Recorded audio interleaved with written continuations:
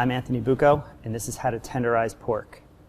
What we have here, we have different cuts of the animal. So I have a loin, I have a rack, and I have tenderloins. Today we're going to show a dry rub, brining, and a marinade. All three of those are very easy to duplicate in the home, and all three of them add incredible flavor profiles to the protein. We're going to start with a dry rub. Dry rubs are generally used with things like ribs and the like, but in this case we're going to use them with more of the middle of the animal proteins, things that are a little bit more fork tender. That said, we take a combination of different hard spices, herbs, and seasonings. And in this case we'll be using everything from fennel pollen to cinnamon to salt, sugar, a little bit of coriander, lavender. And we're basically going to pack that protein in those hard spices and allow that to kind of permeate. Generally, you let that go for about 2 hours, and from there we're ready to go into the oven.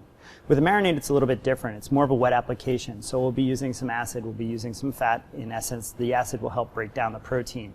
The goal here is, again, to make that animal, that protein fork tender and also contribute incredible flavors.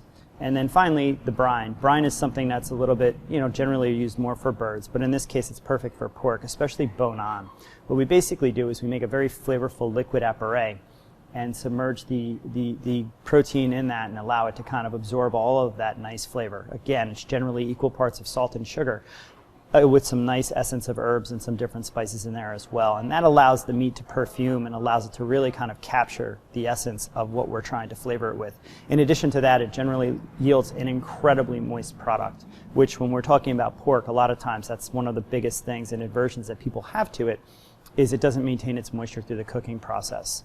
So those are really the three ways that we will work on tenderizing and maintaining a moisture content in the actual protein.